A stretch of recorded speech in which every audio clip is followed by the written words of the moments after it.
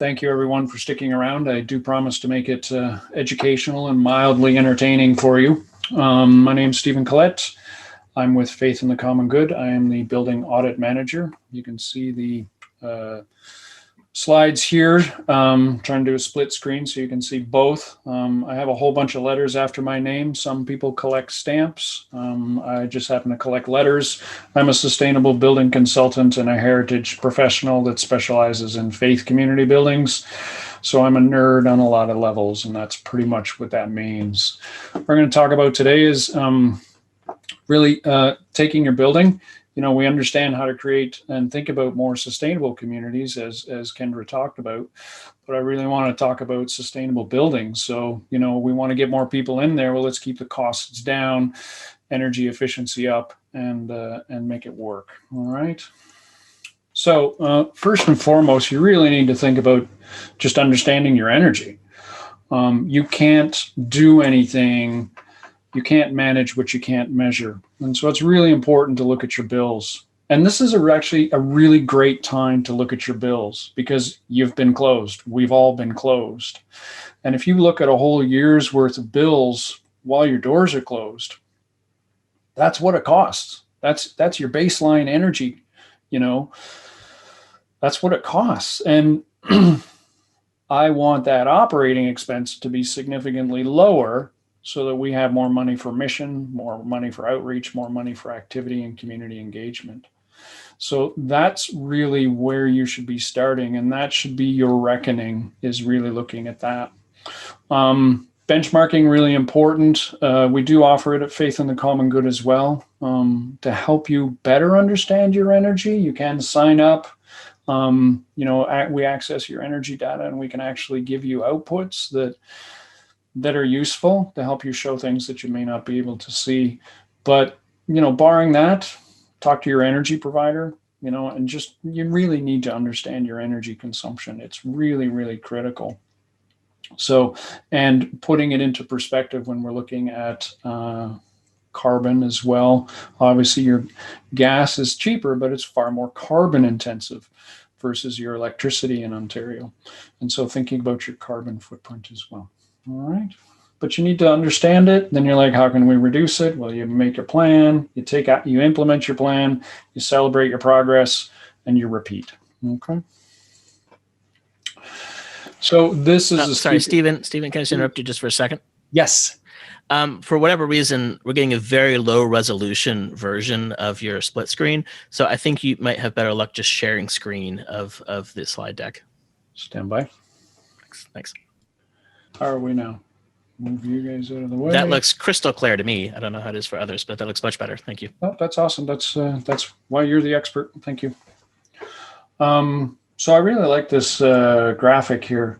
This is a pyramid of conservation. It came about out of Minnesota.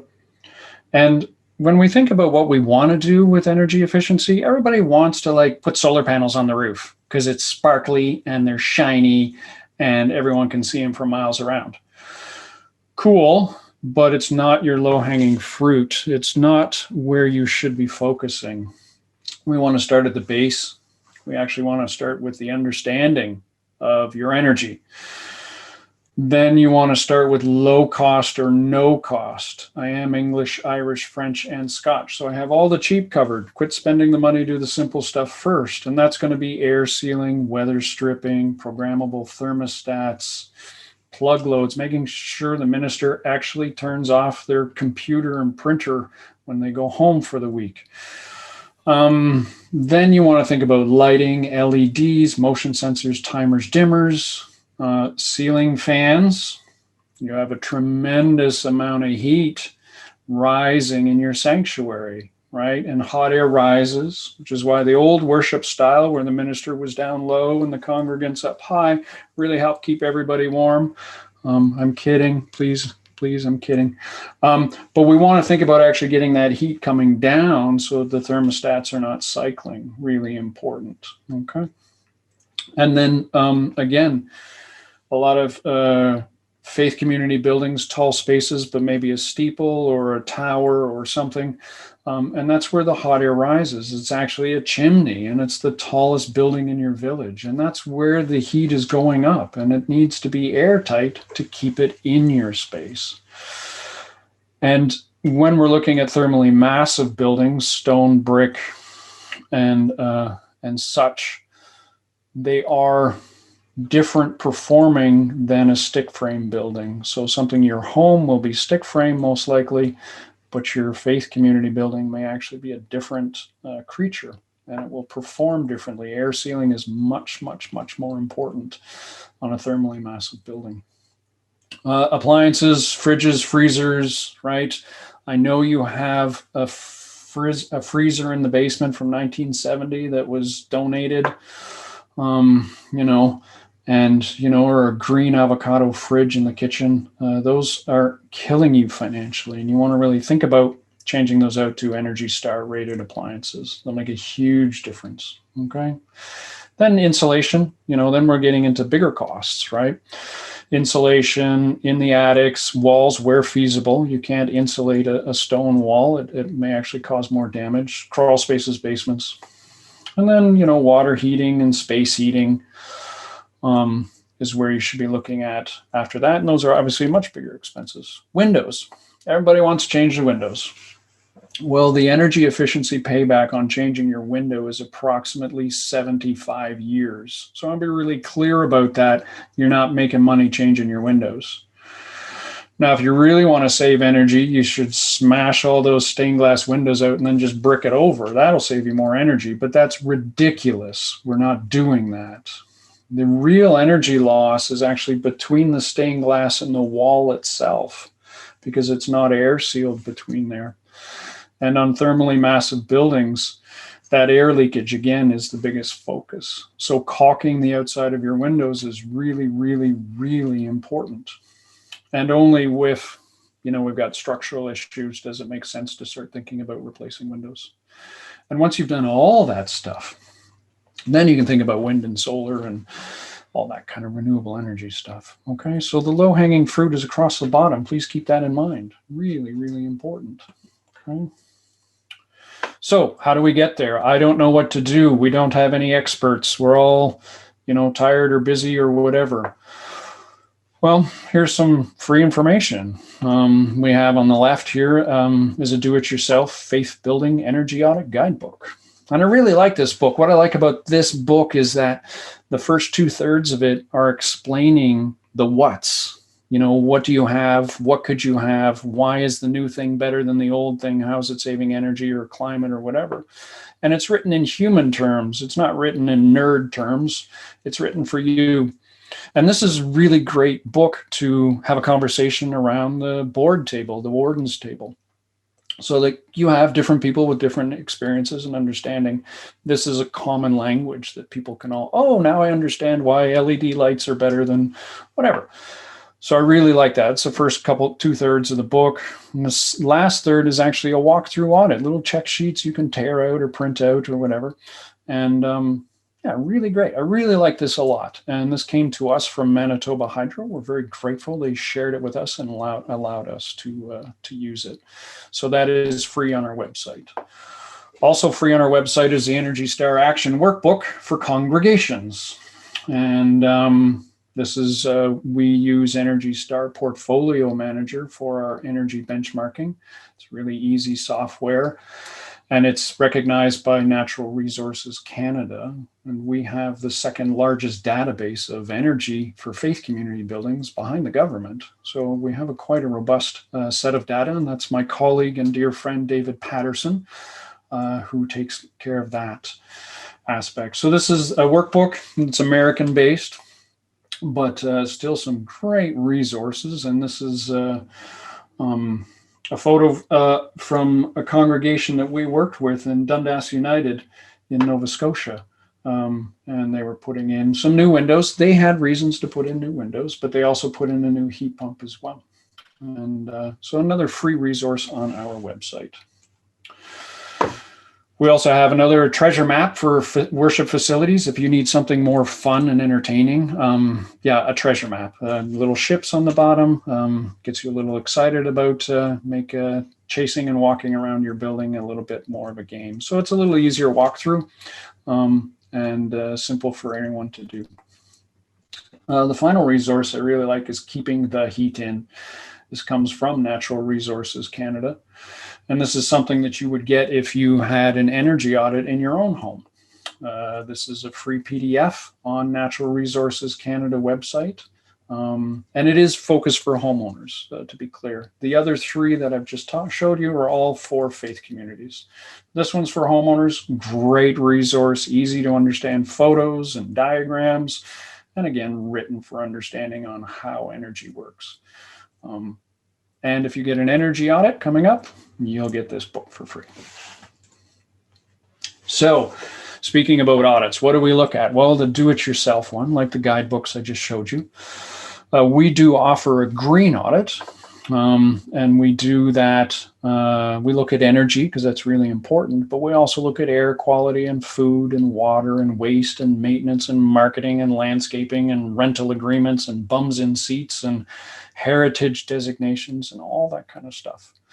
Because we can make your building sustainable, but if the whole system's not sustainable, then that's not helpful. So we do offer that, well, not in person very much right now, but we do also offer virtual green audits as well. An energy audit, so you would have a professional come in and they would maybe use a blower door, do some energy calculations, and you're going to be paying a little bit more. Obviously, DIY is free. You know, a green audit, maybe that's under $2,000. An energy audit for the same size building, maybe you're looking at somewhere around $5,000, and they're going to dive into the energy details a little more. And then a full-blown engineering audit, well, that's going to be done when maybe you're doing like a major renovation, capital campaign, stuff like that. And the engineering team would help design the best plan, and you could be looking at $10,000. And so it's a spectrum, and not all fit everybody. So you need to pick what works best for you and your congregation, and always start with a free one because it's free. Now, funding. If you are a member of the United Church of Canada, the United Church of Canada has the Faithful Footprints Grant Program. And I happen to be the grant manager for that program. Faith in the Common Good is delivering it for the United Church of Canada. You can access up to $20,000 in energy efficiency grant money. You can access it once and only once. And you can access an additional $10,000 if you are decarbonizing, which means if you're getting rid of a gas or oil furnace or boiler or hot water tank and moving to maybe like an electric heat pump, for example, that you can access up to $30,000.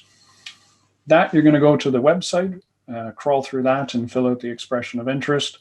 And that will start United Church properties across Canada on that journey. And that's going on for another 3 years. So you do have time, and I get to help you through that process as well. Also for United Churches, some of you may have heard of this organization. They're pretty cool. Toronto United Church Council. They do awesome stuff. They do also have loans as well to help you in your energy efficiency process. And you can access that through their website as well. And there's some smart people on this conversation about that, about what they do. All right. For non-United Church congregations looking for free money, yeah, there's a big question mark right now. There isn't any large programs. We have been in conversation with the Anglicans about doing that, but they're oftentimes more interested in a diocesan level, which makes more sense based on the how things are laid out. But we need to see more. We have to reduce our carbon footprint. So my recommendations are reach out to your local energy providers, first and foremost, your gas, your electricity, your oil. Find out what they have for grants available to you. You would fall under small business typically. And check with your municipality. You are a congregation, you are a community space. And if your space is being used as a community space, there may be access for you. Okay, some funds, and I have seen that coast to coast. It's not blanket, but pitch a good case to your municipality if they have sustainability funds. Check with your local member of parliament. So currently in Ontario, there's not a lot for energy efficiency grants. I believe there's some lighting ones, and that goes through Ontario Hydro, and that's about it. We currently don't have anything else running right now within Ontario. But that doesn't mean that we shouldn't poke and prod. And check with your member of parliament. So the federal government has, mentioned a green recovery. And as such, they had mentioned that there will be 1 million free energy audits for homeowners coast to coast as part of the green recovery.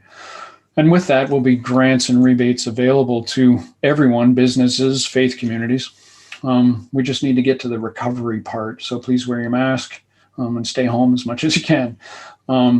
But shaking the bushes and trying to let people know, let your parliament know, let your providers know interested and you want something, whether it be individually or, like Toronto United Church Council or your diocese or your presbytery. It's really important to make yourselves known. All right.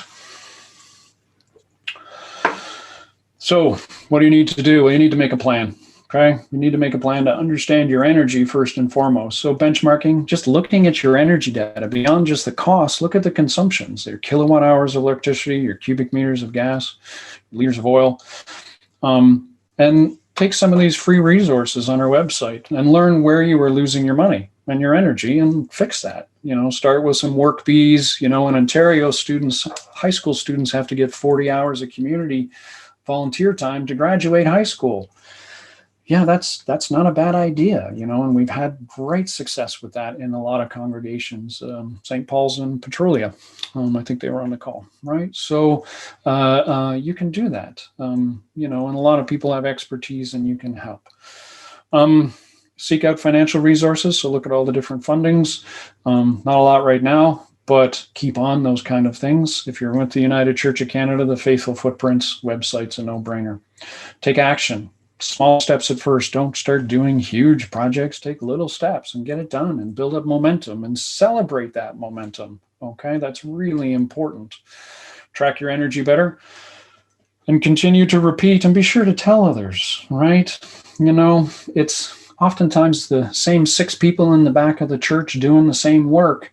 If you're not spreading and celebrating that, the people up in the pews don't realize that this work is being done and that it's doing it to help with creation and to take care of the earth and to save money as well. So you do need to celebrate your actions, both internally and externally, because others will resonate with your desire to create a more habitable planet. And that will resonate with younger people. And that's one way to get in conversation with them. So, lots of tools, lots of resources. This is me. And you can reach out anytime at all. And thanks for sticking around. I really appreciate it. I hope it's helpful. And cheers. Great. Well, thank you so much, Stephen. I don't think we have time for questions now, but I think your contact details were there, or people can go to the Faith in the Common Good website and find your contact there as well. So if people have questions, they can follow up with you. And lots of thoughts about that. I gather that I'm supposed to convince my mother-in-law to get rid of that massive freezer that's in her basement, from what you're saying. So anyway, I appreciate, again, all of you for staying with this, and we look forward to carrying on the conversations in the future. Take care, everyone, and blessings on your day.